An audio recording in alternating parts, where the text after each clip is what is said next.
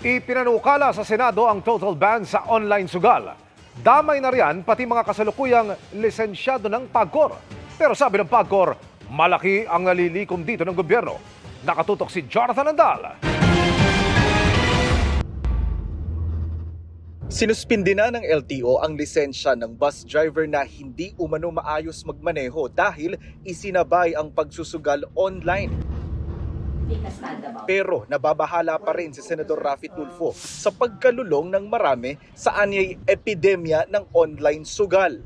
Paano kaya kung sa gabi wala nakitang pasahero, nag-online gambling siya, nabangga, disgrasya, na meron tayong sakit sa ating lipunan sa pamagitan ng epidemic, kung tawagin ko, nitong online gambling. That's why I'm filing a bill na total stop, hindi yung regulated. Lahat, pati accredited ng PAGCOR, kailan tayo titigil kung bagsak na ang ating bansa? Dahil damay pati legal na online gambling, tingin ni Tulfo, may malalaking taong haharang sa panukala. Habang wala pang batas, kinakalampag muna niya ang PAGCOR. Nananawagan ako sa PAGCOR maging sa ad board. Itigil na muna lahat ng advertisement sa online gambling. Sa TV, radio, newspaper, social media, lahat. And sana magkaroon muna ng moratorium. May utos na ang PAGCOR na tanggalin ang lahat ng billboard ng online gambling hanggang August 15. Pero ang dati ng posisyon ng PAGCOR, hindi total ban na sakop ang legal, kundi mahigpit na regulasyon lang. Ang sinisira sa online gaming industry ngayon, yung maraming illegal na patuloy na nag-ooperate. At ang masakit nito, they are operating from outside the Philippines. Ang tinatarget nila mga Filipino customers.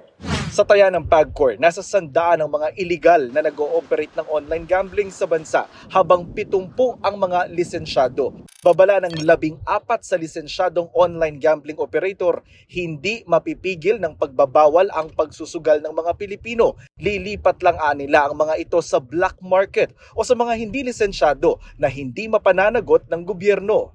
Sabi ng PAGCOR, malaki ang nalilikom ng gobyerno sa online sugal na umabot ng 50 bilyong piso noong nakaraang taon. Ang na-contribute po ng online gaming alone, hindi po ng PAGCOR, sa PhilHealth, meron pong kulang 6.5 billion pesos. Opo.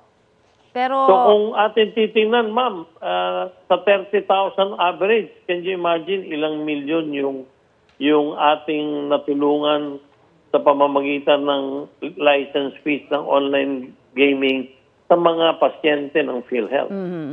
Panukala ni Tulfo, para mapunan ang mawawalang kita sa online sugal, tanggalan na lang ng pondo ang mga GL o guarantee letter na ginagamit pandagdag bayad sa ospital ng mga nangangailangan at mahihirap. Itigil natin yung mga GL na yan. Ilan ba yung bilyon-bilyon yang galing sa GL? Lahat. Ako mismo isusurrender ko yung GL ko. Pasintabi sa iba, nagagamit ng mga politiko para magkaroon silang pogi points sa kanilang mga botante. ang mga pagpapasyang ganito po ay talagang pinag-aaralan. Minsan ko po, kapag ka po mismo ang legal at license na mga online gaming sites ang iyong ibaban, mas dumadami ang mga illegal na online gaming sites. Para sa GMA Integrated News, Jonathan Andal, nakatutok, 24 oras.